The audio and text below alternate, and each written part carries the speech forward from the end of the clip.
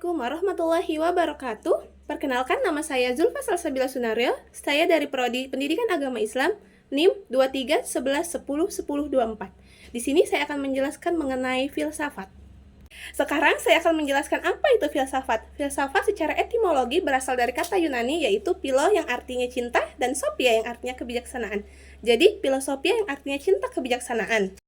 Sedangkan secara terminologi, filsafat adalah suatu ilmu pengetahuan yang merupakan suatu proses pemikiran atau perenungan untuk mencari hakikat kebenaran segala sesuatu. Objek kajian filsafat. Objek kajian filsafat dibagi menjadi dua, yaitu objek material dan objek formal. Yang pertama ada objek material. Apa itu objek material? Objek material yaitu segala sesuatu yang ada, yang dapat dirasakan oleh indera, tetapi ada juga yang tidak dapat dirasakan oleh indera atau tidak dapat dirasakan yang secara langsung. Contohnya sejarah.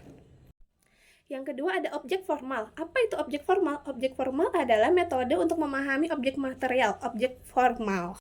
Hal yang dijadikan dalam objek formal merupakan objek material yang dikaji secara khusus. Contohnya, penelitian tentang pohon kelapa, khususnya fungsi air kelapa. Pohon kelapa menjadi objek materialnya, sedangkan air kelapa menjadi objek formalnya. Sekarang kita masuk pada cabang-cabang filsafat. Cabang filsafat dibagi menjadi 6. Yang pertama ada metafisika, yang kedua ada epistemologi, yang ketiga ada metodologi, yang keempat ada logika, yang kelima ada estetika, yang keenam ada etika. Sekarang kita masuk pada apa kedudukan ilmu, Al-Quran, dan filsafat. Ilmu, Al-Quran, dan filsafat memiliki keterkaitan dengan diri manusia.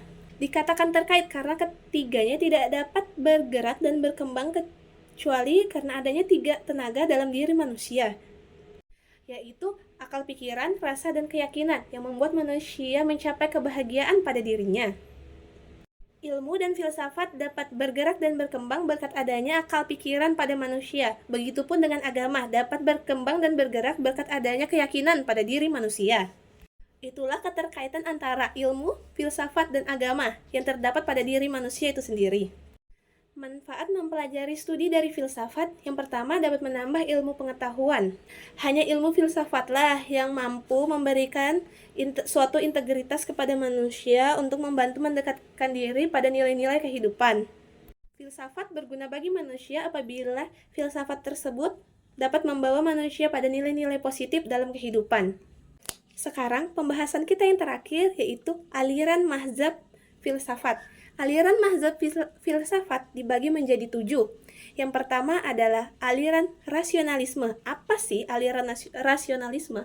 Rasionalisme yaitu paham atau pendapat yang beranggapan bahwa pengetahuan adalah suatu yang dapat dipercaya atau masuk akal.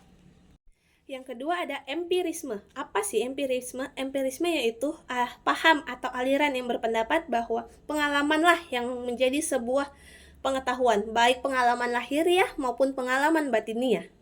Yang ketiga ada paham idealisme. Paham idealisme yaitu sebuah paham yang berpendapat bahwa seluruh realitas bersifat spiritual dan materi yang sebenarnya bersifat tidak ada.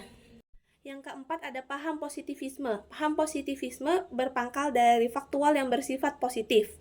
Yang kelima ada paham pragmatisme, yaitu yang bersifat benar. Yang keenam ada fenomenologi yaitu sebuah paham yang berasal dari fenomena-fenomena yang terjadi baik yang nyata maupun yang semu. Yang terakhir ada paham eksistensialisme yang menekankan pada bagaimana cara manusia berada di dunia yang berbeda dengan benda-benda atau objek lainnya. Sekian penyampaian materi dari saya, kurangnya mohon maaf dan lebihnya alhamdulillah. Sekian dari saya, wassalamualaikum warahmatullahi wabarakatuh.